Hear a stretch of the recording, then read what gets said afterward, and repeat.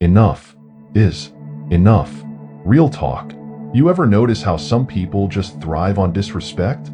They steamroll over you in conversations, sling sly digs and backhanded compliments like ninja stars, or treat your precious time and legit feelings like they're disposable napkins from a fast food joint.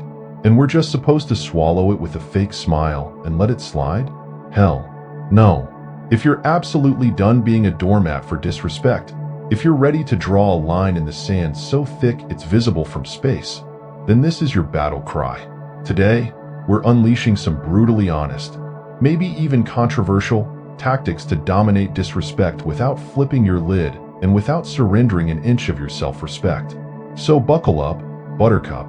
By the end of this, you'll be armed with a full arsenal to show these boundary-stomping, energy vampire types exactly where they get off. Let's dive into the trenches. 1. Weaponize the silent stare.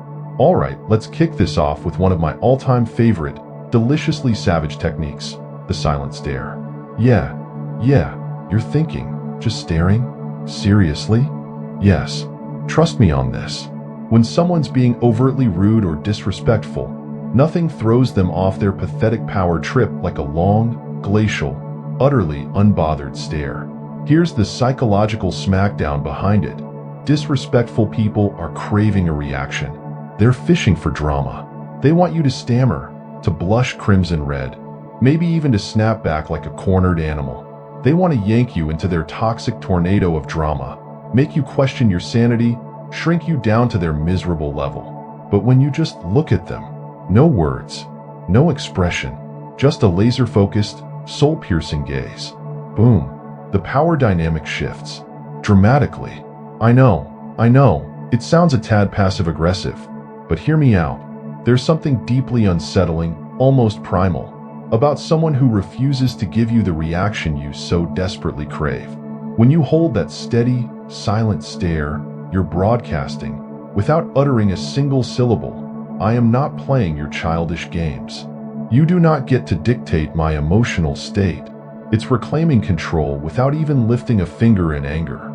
And sometimes, that silent stare becomes a nuclear, let me drop a truth bomb on you. I was in a pressure cooker group meeting once, and this dude, Mr. Egomaniac, kept talking over me, cutting me off mid-sentence like I was broadcasting on his frequency.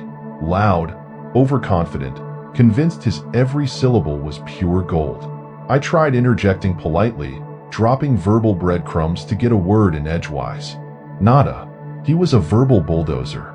So, I went silent, leaned back in my chair, crossed my arms like a damn CEO, and locked eyes with him. No blinking, stone-cold expression. Held his gaze for a full 5 seconds. Didn't say a damn thing. You could feel the tension in the room thicken like molasses. And the best part? Everyone else at the table started looking at him, too, wondering what the hell he'd do. You know what happened? He visibly squirmed, stumbled over his words like he'd just run into a brick wall. Suddenly, his eyes were anywhere but on me. Didn't interrupt me for the rest of the damn meeting. That silent stare did more than 1,000 fiery speeches ever could. And it didn't just shut him down in the moment. He actually started treating me with a sliver of respect after that, like he finally registered I wasn't someone he could just steamroll right over. Sometimes, you gotta show people who you are without saying a word. Let's dig a little deeper, because this is more than just a power move. When you weaponize the silent stare, it's a visceral reminder, to them and to yourself, that you refuse to dance to their pathetic, off-key tune. You don't owe anyone an emotional firework display, and you damn sure don't have to prove your worth to people who are too blind to see it. This is about reclaiming your space, your inner peace, and your inherent dignity. Too often, when someone disrespects us, we feel this primal urge to launch into a desperate defense, plead our case, or worse, shrink into silence, terrified of making a scene. But the silent stare? It's not aggressive. It's assertive. It's showing them you are grounded, utterly unbothered, and unapologetically in control of your own damn emotions. It's also about accountability. People who are habitual disrespect slingers often do it on autopilot. They've never been called out, never faced real consequences for treating others like garbage. When you hit them with that silent, deadpan look, that's accountability. It's like holding up a mirror of their ugliness. You're not verbally berating them. You're forcing them to confront their own reflection. And most people, they hate what they see in that mirror. That's why this tactic is pure gold. I've noticed this silent stare tactic does more than just make the other person back the hell off. It actually strengthens your own damn self-worth. When you stand there, silent and still as a damn mountain, you're reminding yourself that their pathetic words or actions can't shake you to your core. I used to be the type who'd nervously laugh off rude comments, deflect with humor, or launch into lengthy explanations when someone questioned my choices. Honestly, that just drained my precious energy and left me feeling like a deflated balloon. Learning to just look at someone, to let that silence hang heavy in the air without backing down, was a total game changer. It feels like a small act of defiance, a quiet but powerful declaration of unwavering self-respect. So, if someone's being rude, pushing your boundaries like they're made of tissue paper, or making you feel like you're worth less than dirt under their shoe, try the silent stare. Just look at them. Let them feel the crushing weight of your calm. You'll be shocked at how profoundly uncomfortable it makes them, and how ridiculously empowered it makes you. The silent stare screams, "I respect myself too damn much to be dragged down into your negativity swamp," and that, my friend, is a message worth sending loud and clear. 2. Silence, your new superpower. Here's a little secret weapon that's criminally underrated in the disrespect battlefield: silence. Yeah, you heard me. When someone disrespects you, one of the most devastatingly powerful responses is no response at all. Now, I know what's swirling in that brilliant brain of yours. Silence feels passive, right? Almost like you're letting them get away with their BS. Wrong. Dead wrong. Silence is far from passive. It's a choice. A conscious, deliberate, and sometimes the boldest, loudest damn answer you can give. When someone's spewing negativity at you, they're trying to hook you, reel you in, drag you into their drama circus. They want to make you feel small, defensive, like you need to justify your very existence. But when you refuse to engage, when you just let their words hang in the air like toxic fumes without reacting, it forces them to sit alone with their own putrid behavior. And that silence? It becomes deafening, a weapon. Here's the cold, hard truth of why this works so damn well. Disrespectful people are addicted to reaction. They're craving a fight, a pathetic justification for their own garbage behavior, or just any kind of validation that they've gotten under your skin. But silence? Silence screams, "I am not wasting a single ounce of my precious energy on your pathetic attempts to provoke me." By not engaging, you're locking down control of the conversation and broadcasting, loud and clear, "You are not worth my breath. I'm not here to entertain your disrespect games." Sometimes, the most earth-shatteringly powerful way to communicate is by saying absolutely nothing. It's a quiet, subtle, but devastatingly effective reminder that they are simply not worth your valuable time or your carefully chosen words. I remember being trapped in a conversational minefield with this one person who was pathologically incapable of resisting making those little digs. You know the type. The master of the harmless joke that's actually a thinly veiled insult. The king or queen of just kidding, but seriously, trying to pass off their toxic jabs as just having fun. So, one day, this person unleashes some completely unnecessary comment about my work, clearly designed to get a rise out of me. Normally, I would have jumped in, scrambling to explain myself, defend my work ethic, maybe even fire back a sarcastic retort in self-defense. But this time, I just looked at him, raised a single eyebrow, and said, absolutely nothing. I let his pathetic words hang in the air, suspended in that awkward, deafening, silent pause. And you know what? He completely crumbled. Didn't know what the hell to do. He looked at me, then awkwardly down at his shoes, mumbled something incoherent, and just moved on. That moment was the last damn time he ever tried pulling that garbage with me. It was like he finally realized that if I wasn't reacting, there was no pathetic power to be gained. And that's the mind-blowing beauty of silence. It starves disrespect of the oxygen it craves, attention. Here's the deeper, soul-stirring message. When you consciously choose silence, you're choosing yourself. You're proclaiming, I value my inner peace, my mental sanctuary, infinitely more than your petty, insignificant opinion of me. And that's not just empowering, it's damn revolutionary. So often, we feel this insane pressure to respond, to explain ourselves ad nauseum, to defend our choices until we're blue in the face, to desperately prove our worth to people who, frankly, are fundamentally uninterested in actually respecting us. But by embracing silence, you're refusing to play by their twisted rules. You're taking a stand without uttering a single word of justification. You're letting them know, without saying a damn thing, you are not worth my precious breath. And it's not just about controlling the immediate situation. It's about reclaiming your goddamn energy. Silence is like an impenetrable shield. It keeps your inner peace perfectly intact by blocking out the toxic negativity that others desperately try to project onto you. The moment you stop feeling the obsessive need to respond to every rude comment, every passive-aggressive jab, every pathetic attempt to drag you down, you liberate yourself. You stop granting these energy vampires access to your sacred inner world, and you start living life unapologetically, on your own damn terms. I'll be brutally honest with you. Learning to weaponize silence wasn't exactly a walk in the park for me.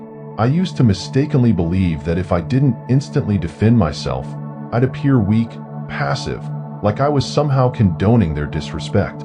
But then I started noticing something profoundly interesting. Every single time I reacted, every time I engaged with people who disrespected me, I'd end up feeling utterly drained, emotionally hungover, and frustrated beyond belief. But when I held my tongue, when I let their pathetic comments pass by like white noise in the background, I realized something incredible. I felt lighter, stronger, more in control of my own damn universe. It was like I took back a piece of my power every damn time I consciously chose silence over knee-jerk reaction. So, here's my challenge to you, warrior.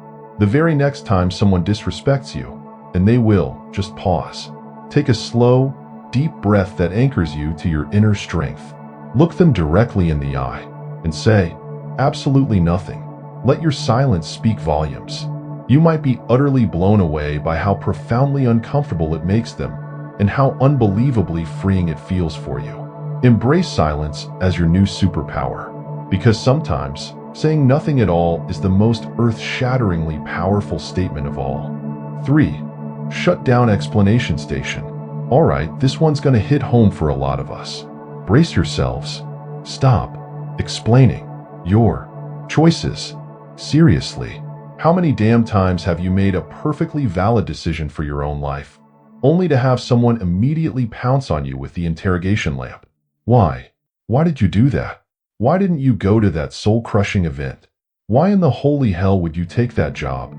People seem to operate under this delusional belief that they are somehow entitled to a detailed, meticulously crafted explanation for every single damn thing we do.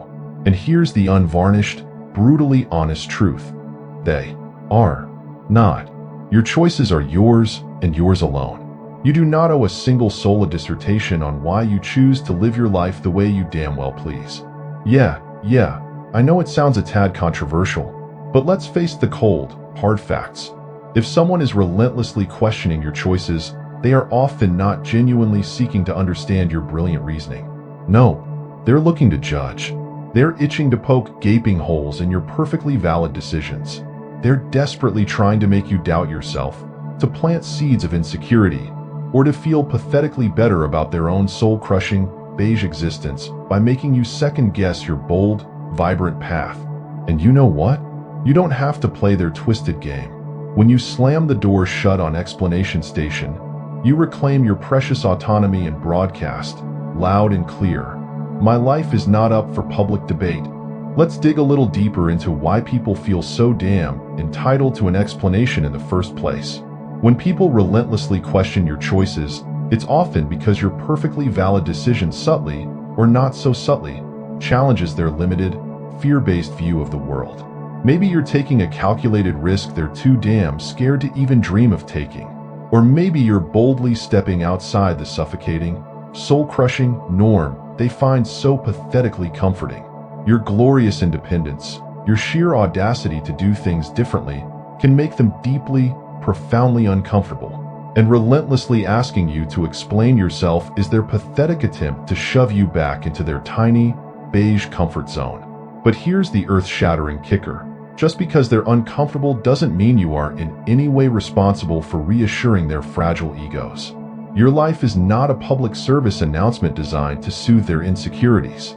You do not have to justify your perfectly valid choices to anyone. I remember when I made the terrifying but exhilarating leap to switch careers, moving away from a safe, soul-numbing job to something that actually ignited my soul, something I was genuinely passionate about. Yeah, it came with a healthy dose of risk, a thrilling tightrope walk without a net. The moment people caught wind of my decision, it was like I'd announced I was packing my bags and moving to Mars. The interrogation commenced immediately and relentlessly. Why would you leave a perfectly stable job? Are you insane? And how in the holy hell are you going to make that work? At first, like a damn fool, I tried to explain.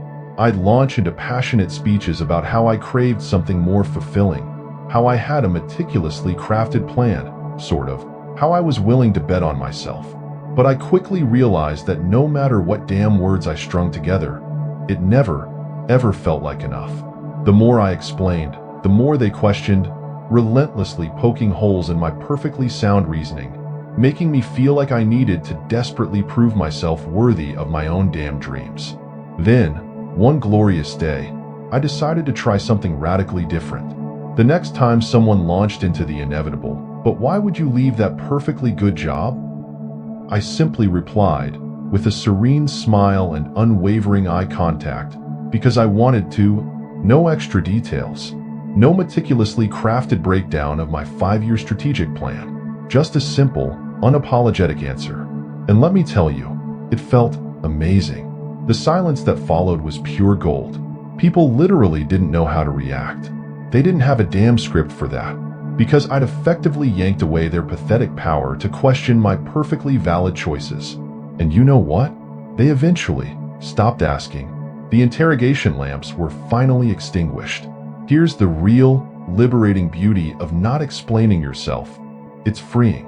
It's you standing tall in your own damn truth, knowing deep in your soul that your decisions are enough, simply because you have made them. When you finally stop justifying your actions to the peanut gallery, you give yourself permission to live authentically, unapologetically, without the crushing weight of other people's irrelevant expectations. You stop wasting your precious energy on endless, soul-draining explanations, and you start pouring that energy into actually living the vibrant, extraordinary life you were born to live. There's a profoundly powerful lesson buried in this truth bomb. Your life does not need an audience vote. Not every damn decision has to be meticulously analyzed, dissected, and approved by others. And when you finally stop explaining yourself, you're broadcasting loud and clear. I am confident enough in my perfectly valid choices that I don't need your damn approval. Think about it for a hot minute. When was the last damn time you saw a truly confident, self-assured person breaking down their perfectly valid decisions for the benefit of the masses? Probably never. Because people who truly own their lives, who are anchored to their own inner compass, don't desperately seek external validation. They know, deep in their bones, that the only approval that truly matters is their own damn approval. Look, I've been there. I used to be that person, the one who'd practically give a PowerPoint presentation with charts and graphs on why I was making a particular choice, just to desperately try and get people on board. But over time, I painfully realized that relentlessly explaining myself to everyone and their damn dog was only making me second-guess my perfectly sound choices. It was a self-inflicted wound. So, I made a pact with myself, a sacred vow. If someone dares to question a decision I've made, I'll answer briefly, maybe toss them a sentence or two if I'm feeling generous. But if they push for more, if they try to drag me into explanation station, I just smile serenely, offer a vague but polite deflection, and move on.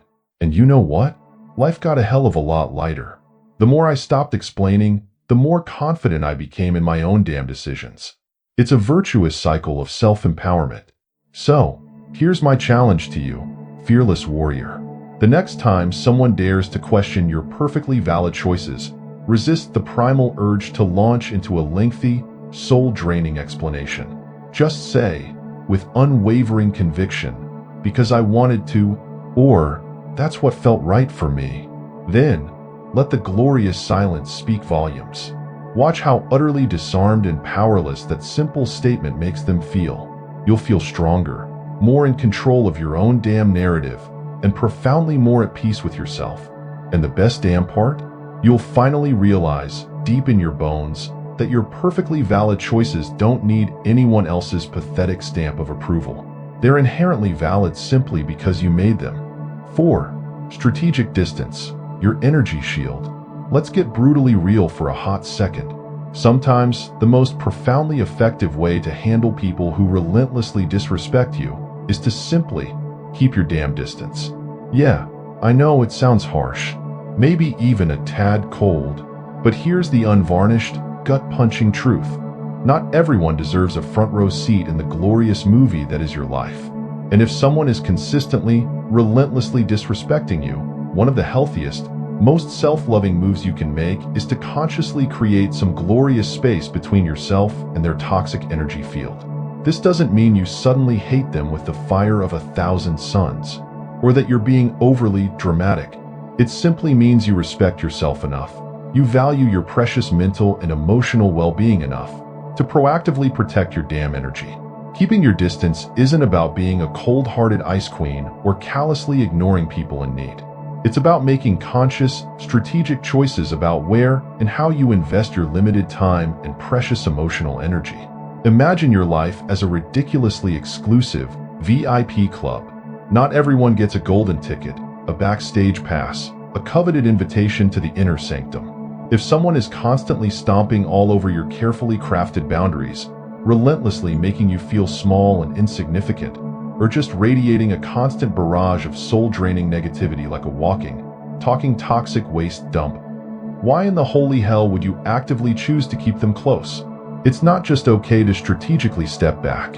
In fact, it's damn crucial for your own survival. Distance, my friend, can grant you the crystal-clear clarity to see things as they truly are, stripped bare of emotional manipulation, guilt-tripping fog, and pathetic attempts to control you. Think about it for a minute.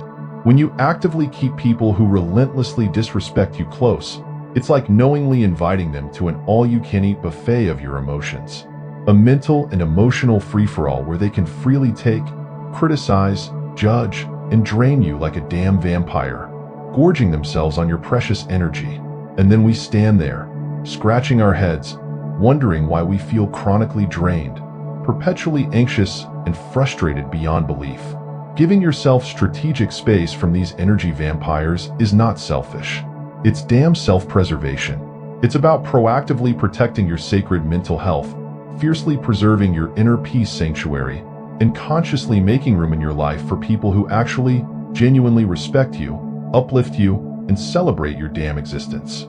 Letting go of the guilt that society relentlessly tries to dump on you around, distancing yourself can be profoundly liberating. You are not morally obligated to keep disrespectful people in your orbit just because of some antiquated notion of loyalty or family obligation. I'll drop another truth bomb on you, straight from my own battle-scarred trenches.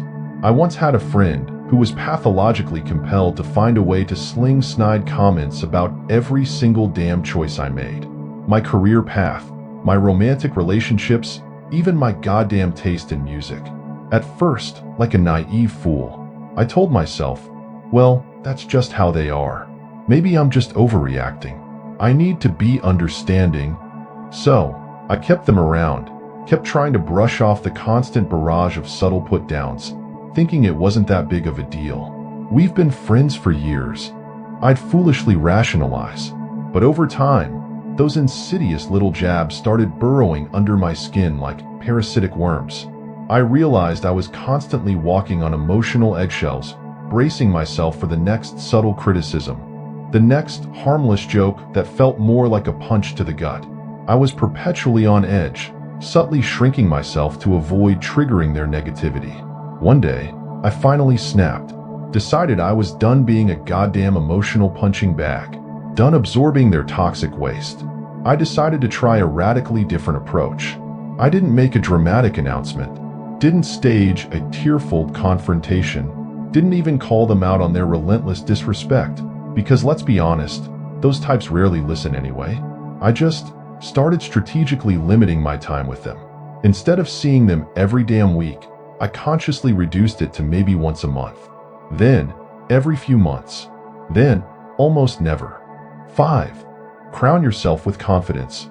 Hold your head high. Alright, let's dive into an old school classic, a timeless technique that never, ever goes out of style. Holding your head high. Yeah, I know, this might sound like generic, fluffy advice ripped straight from a cheesy motivational poster. But trust me on this one, warrior. This seemingly simple act is pure, unadulterated gold when you're navigating the treacherous landscape of people who relentlessly disrespect you. Here's the cold, hard truth. When someone is actively being disrespectful, they're banking on making you feel small, insignificant, like you're somehow less than. They want you to doubt your worth, to lower your gaze in shame, to physically shrink into yourself, to become invisible. But when you consciously choose to stand tall, shoulders back, spine straight, and resolutely hold your head high, you're broadcasting, without uttering a single damn word, I know exactly who I am. And nothing you say, nothing you do, will ever make me feel less than. Here's what's profoundly powerful, almost magically transformative, about this seemingly simple act. Confidence makes insecure people profoundly uncomfortable, especially insecure people who habitually disrespect others to prop up their own fragile egos. Why? Because they desperately rely on the delusional idea that their pathetic words or actions have the power to deeply influence you, to subtly control you, to chip away at your self-worth. But when you consciously refuse to let their petty disrespect even touch you, when you literally stand taller, radiating unwavering self-assurance, and resolutely hold your head high, you're broadcasting, loud and clear, that they do not possess the power to bring you down. You are unbreakable. You are a fortress of self-worth. And people who pathologically thrive on disrespect, they simply don't know how to process that level of unwavering self-possession. It throws them completely off balance. It makes them question their pathetic power, not yours. I vividly remember being trapped in a soul-draining situation with someone who was pathologically incapable of resisting, throwing subtle insults my way every damn time we met. You know the type. Always a smirk playing on their lips. Always a joke that felt more like a calculated attack on your self-esteem. I used to foolishly try and brush it off, deflect with humor, pretend it didn't bother me. But honestly, it did. It got under my skin like invisible needles, pricking at my confidence. I found myself starting to dread being around them, feeling like I had to constantly be on guard, defend myself, preemptively armor up for the next subtle assault on my character. But then one glorious day, I decided I was absolutely done feeling small, diminished, like I needed to apologize for taking up space in the damn world. I consciously decided to show up differently. Shoulders back, spine straight, head held high like I was wearing an invisible crown. And every single time they unleashed one of their pathetic little comments, I just looked them directly in the eye, offered a serene, slightly amused smile, and carried on with the conversation like nothing jarring or disrespectful had even occurred. And you know what happened? They actually started backing off. It was like they could somehow sense that their pathetic comments weren't even registering anymore, that their negativity was simply bouncing right off my impenetrable shield of self-assurance, that I was operating on a different frequency, too damn far above their petty nonsense to even be bothered by it. And suddenly, their pathetic power faded. There's something magnetic, almost otherworldly, about holding your head high. It's like radiating an unbreakable force field that screams, I am untouchable. Your negativity cannot penetrate my inner sanctum. Now, here's where it gets a little spicy, warrior. People who pathologically disrespect you often hate seeing you radiate confidence. It fundamentally messes with their limited, fear-based worldview. They desperately want to believe they are somehow above you, that they've somehow got something on you, that they possess some inherent superiority. And when you walk through the world radiating unwavering confidence, when you resolutely hold your head high like you own the damn place, it disrupts their carefully constructed narrative of their own pathetic superiority. To them, Your unwavering self-assurance is almost offensive.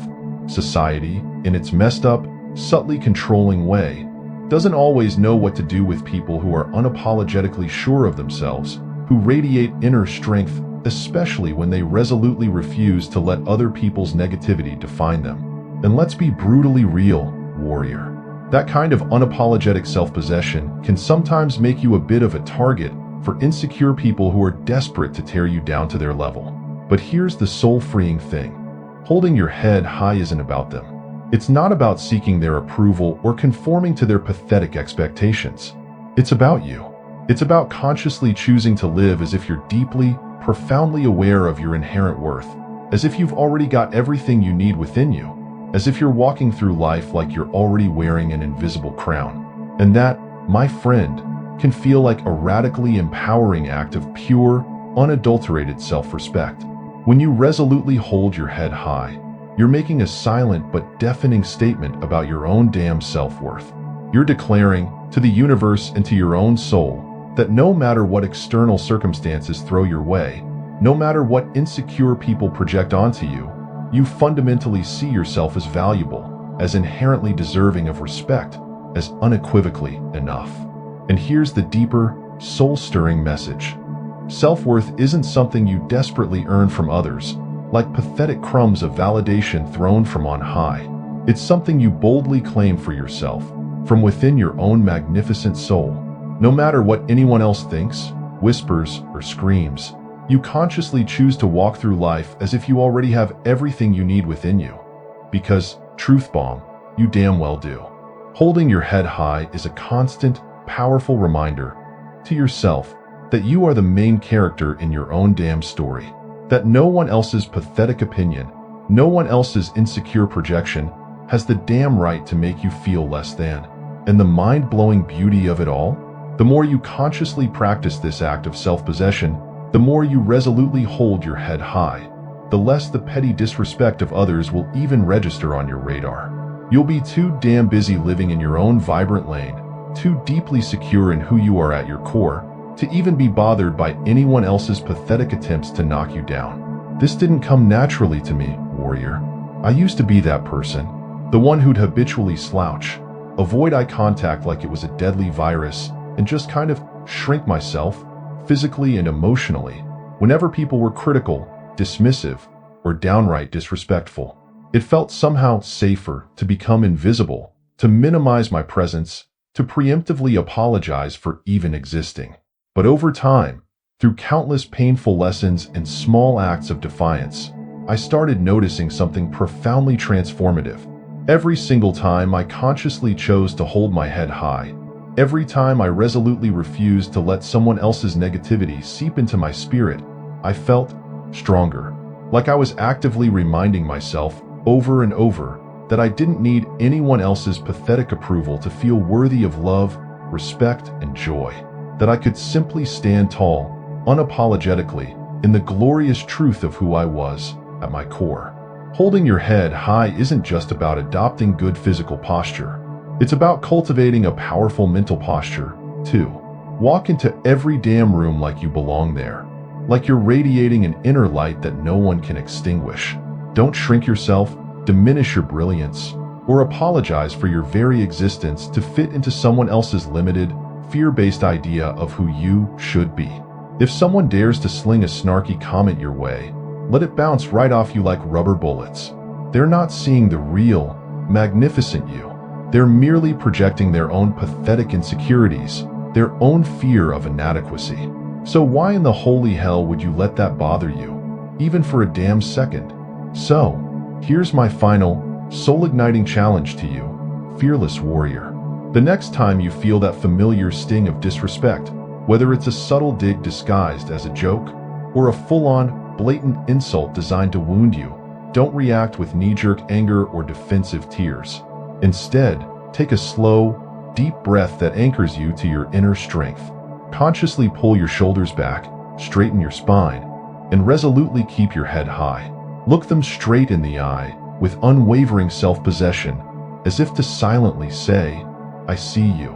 I hear your pathetic attempt to diminish me, but I am operating on a higher plane now. I am above this petty nonsense, you'll feel a rush of pure, unadulterated confidence surge through your veins.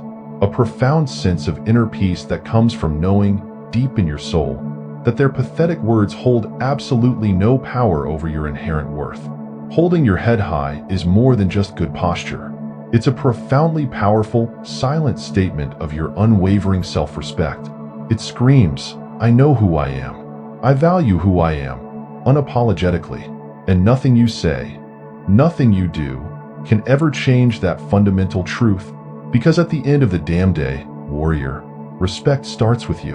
The more you fiercely respect yourself, the less damn room there is for anyone else's disrespect to even stick. Stand tall, own your magnificent worth, and remember, deep in your soul, you are worth every single bit of that unwavering confidence. And there you have it, warriors. 5 battle-tested ways to handle those soul-draining people who just don't get it, and maybe will tragically never get it. Life's simply too damn short to spend it bending over backwards, contorting yourself into a pretzel, for people who are fundamentally incapable of seeing your inherent value. Remember this, etched into the core of your being. You don't need anyone's pathetic permission to stand tall, to fiercely protect your inner peace sanctuary, and to live your one glorious, unrepeatable life on your own damn terms.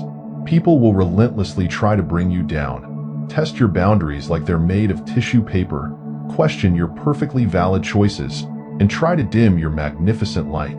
That's just the messy, imperfect world we inhabit.